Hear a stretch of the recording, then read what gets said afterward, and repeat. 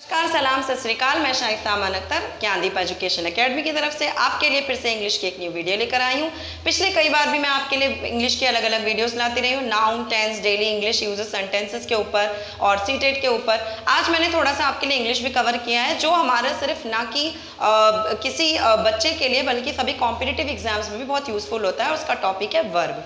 ये चीज़ें सीखकर, ये जो बेसिक्स होती हैं वर्ब, नाउन, प्रोनाउन, इसे सीखकर थोड़ा थोड़ा सीखकर आप अपनी इंग्लिश को इतना इंप्रूव कर सकते हैं कि आप किसी के साथ इंग्लिश हल्की फुल्की सेंटेंस में बोल पाएं या फिर उसकी बातों को समझ पाएं।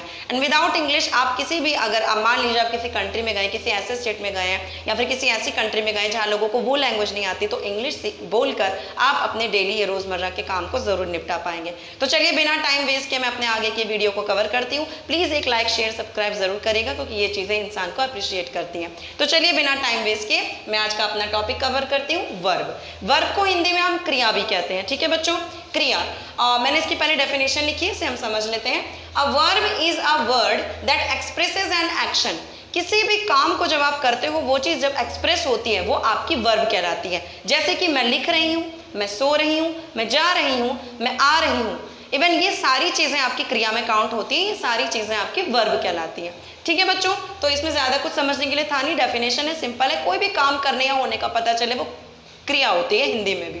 ठीक है, तो नेक्स्ट आपका आ जाता है काइंड ऑफ वर्ब। ठीक है, बच्चे अक्सर इसमें कंफ्यूज हो जाते हैं कि मैम मेन वर्ब है, ये है, ट्रांसिटिव इंस्टेंट, वो सारा का सारा मिक्स कर देते हैं। बिल्कुल आपको मिक्स नहीं करना है, बिल्कुल कंफ्यूज नहीं होना है, ध्यान से वीडियो को देखना है, ध्यान से। आपको अगर नहीं समझ आ रहा तो आप रिवाइंड करके भी दोबारा देख सकते हैं। देखिए यहाँ पर लिखा हुआ kind of verb, main verb, auxiliary verb. ठीक है, मेन वर्ब के दो टाइप होते हैं, ट्रांसिटिव, इंट्रांसिटिव, एंड ऑक्सिलरी के होते हैं helping verb and linking verb. ठीक है, मैंने यहाँ पे एक की डेफिनेशन भी लिखी हुई, जिससे आप थोड़ा सा इसको समझ पाए कि इनका मतलब क्या होता है।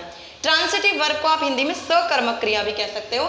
जिस वर्ब के साथ कोई ऑब्जेक्ट हो उसे आप कहते हो ट्रांसिटिव वर्ब। जैसे मैं एक मार्कर से लिख रही हूँ इस वक्त, अगर तो ये मार्कर है मेरे पास एक ऑब्जेक्ट है, तो ये आपका ट्रांसिटिव वर्ब हो जाएगा। ये तो आपको पता ही होगा बच्चों कि सब्जेक्ट वो होता है जो काम कर रहा है, और ऑब्जेक्ट वो होता है जिसके लिए काम किया जा रहा है, जिस पर क्रिया की जा रही है। ठीक है, सब्जेक्ट और ऑब्जेक्ट का इतना बेसिक आपको आई नो पता होगा, नहीं है तो फिर भी मैं समझा देती हूँ कि सब्जेक्ट जो काम कर रहा है, यानी आई, मी, ठीक है, और जिसके लिए काम कर रही हूँ, जैसे मैं इस मार्कर से लिख रही हूँ, तो ये मेरा ऑब्जेक्ट हो जाएगा, वस्तु हो जाएगी मेरी। ठीक है, इन ट्रांसिटिव वर्ब की बात करें बच्चों तो अकर्मक क्रिया है, जिस वर्ब के साथ ऑब्जेक्ट नहीं होता। जैसे कि आई एम राइटिंग, मैं बस लिख रही हूँ, मैंने ये नहीं कहा कि मेरे पास मार्कर है या मेरे पास कोई पेन है। आई एम सिंगिंग या शी सिंग्स, वह गाती है, मैं गा रही हूँ, मैं कुछ भी गा सकती हूँ, भजन गा सकती हूँ, प्रार्थना कर रही हूँ, कुछ भी कर रही हूँ। ठीक है, तो ऐसी चीज जिसमें आपका कोई ऑब्जेक्ट का इस्तेमाल नहीं हो रहा है, आप सिर्फ कर रहे हो उस काम को, तो वो एक आपकी इंट्रांसिटिव वर्ब हो जाती है। ठीक है, यहाँ तक क्लियर हुआ। नेक्स्ट आ जाता है आपका हेल्पिंग वर्ब। आपने अक्सर सुना होगा helping verb, is, am, are, ये सारे क्या होते हैं आपके हेल्पिंग वर्ब होते हैं। ठीक है, यह किसी मेन वर्ब में, टेंस में, वॉइस, मूड आदि के निर्माण में सहायक होते हैं। टेंस में बहुत यूजफुल होता है। देखो is, am, are, was, were, इस सब का इस्तेमाल आप टेंस में बहुत ज्यादा करते हो। नेक्स्ट मैं इसके लिए वीडियो एक अलग से लेकर आऊंगी, उस पर मैं आपको और अच्छे से समझा पाऊंगी। फिलहाल जिस टॉपिक पर हम उसी पर चलते हैं, तो ये बहुत लेंदी हो जाएगा। ठीक है, तो हेल्पिंग वर्ब क्या होता है भाई, यहाँ किसी मेन वर्ब में टेंस, वॉइस, मूड आदि के निर्माण में, बिल्डअप करने में उसको हेल्प हमें करता है, सहायता देता है। जैसे कि अगर मैं बोलूँ आई एम गोइंग, मैं जा रही हूँ, ये टेंस का, अभी मैं टेंस की बात करूं, अगर कौन सा समय चल रहा है, मैं जा रही हूँ, ये आपका वर्तमान चल रहा है। ठीक है, आपका प्रेजेंट चल रहा है। और मैं बोलूंगी आई वॉज गोइंग, मैं जा रही थी, तो ये कौन सा टेंस हो गया आपका, ये हो गया आपका पास्ट टेंस। ठीक है, तो इसमें पास्ट, प्रेजेंट और फ्यूचर चल रहे होते हैं मेनली हेल्पिंग वर्ब में बच्चों। ठीक है, is, am, are, was, were, ये सब चीजों में। यहाँ पर एक चीज मैं आपको और भी बोल दूं कि प्लूरल और सिंगुलर के लिए भी थोड़ा थोड़ा अलग यूज होता है वर्ब का। ठीक है, वो मैं फिर आपको नेक्स्ट वीडियो में बताऊंगी। लिंकिंग वर्ब है नेक्स्ट हमारा। यहाँ पर हमने हेल्पिंग वर्ब कर लिया, लिंकिंग वर्ब है ऑक्सिलरी वर्ब के जो काइंड है। लिंकिंग वर्ब, लिंकिंग वर्ब को वर्ब ऑफ इनकम्प्लीट प्रेडिकेशन भी कहते हैं, यानी किसी वाक्य के अर्थ को पूरा करने के लिए। ठीक है, आपने कोई सेंटेंस लिख दिया, उस सेंटेंस को आपको मीनिंगफुल बनाना है, तो किसी भी सेंटेंस को मीनिंगफुल बनाने के लिए आप लिंकिंग वर्ब, जैसा कि लिंकिंग, लिंक करता है, ये आपको हेल्प करता है।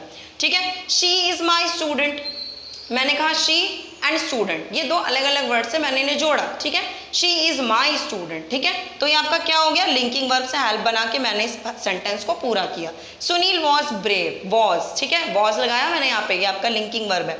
तो सुनील ब्रेव, उनको मैंने जोड़ा, लिंक किया मैंने, आपस में एक सेंटेंस यूजफुल बनाया कि सुनील एक बहादुर लड़का था, मतलब एक तो नहीं है, सुनील वॉज ब्रेव, सुनील बहादुर था, ठीक है।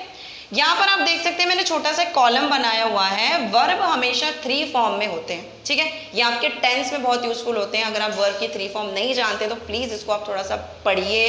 आप रट्टाफिकेशन तो मैं नहीं कहूँगी, बट थोड़ा सा देखो, आपको मेहनत करनी पड़ेगी। आप सोचोगे कि हमें बैठे बैठे चीज़ें समझ आ जाएं, आपको करना क्या है, अपना फ़ोन निकालना है, फ़ोन पर बहुत सारी वीडियोज़ होती है बच्चों, ये नहीं कि सिर्फ मैं ही चीज़ें समझा रही हूँ या कोई और एक टीचर समझा रहा है, इतनी वीडियोज़ होती है कि आपकी एक की नहीं तो दूसरे की वीडियोज़ तो समझ आ ही जाएंगी। तो आप उसमें से निकालिए, वर्ब निकालिए, वर्ब के फॉर्म्स निकालिए, बुक्स में भी होते हैं, ये सारी चीज़ें आपको वर्ब के फॉर्म याद करने में हेल्प करेंगी।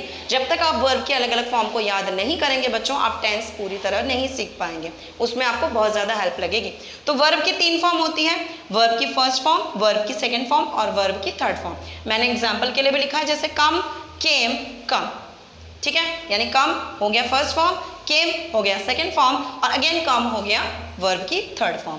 नेक्स्ट है डू, डिड, डज, ये तो बहुत ज़्यादा यूज होता है आपके टेंस पे या कहीं पर भी आप करते हो, ठीक है। वर्ब की फर्स्ट फॉर्म, वर्ब की सेकेंड फॉर्म, वर्ब की third form, do, did, does, इस तरह से आप इसे लर्न भी कर सकते हो। जैसे अराइज, अराउज, अराइजन, ठीक है, ये पढ़ा भी होगा आपने, ठीक है। गो, वेंट, गॉन पढ़ा होगा। तो ये सारी चीज़ें वर्ब की 3 फॉर्म्स होती हैं जो आपको बहुत अच्छे से लर्न करनी है। लर्न नहीं करेंगे तो थोड़ी सी दिक्कत आपको फेस करनी पड़ेगी। ये वर्ब इतने यूजफुल है कि आपकी किसी भी एग्जाम्स, अगर आप एसएससी दे रहे हो, आप सीटेट वगैरह भी देते हो या बेसिक कोई भी ऐसा एग्जाम अगर आप देते हो जिसमें आपने इंग्लिश को नहीं पढ़ा या इंग्लिश को लैंग्वेज के तौर पर आपने ले रखा है, तो फिर वहाँ पर आपको ये सब चीज़ें बहुत ज़्यादा हेल्प करती हैं। तो प्लीज़ इस पर फोकस कीजिए और इसको ज़रूर पढ़िए। वीडियो अच्छी लगी तो प्लीज़ लाइक, शेयर, सब्सक्राइब। जय हिंद, जय भारत।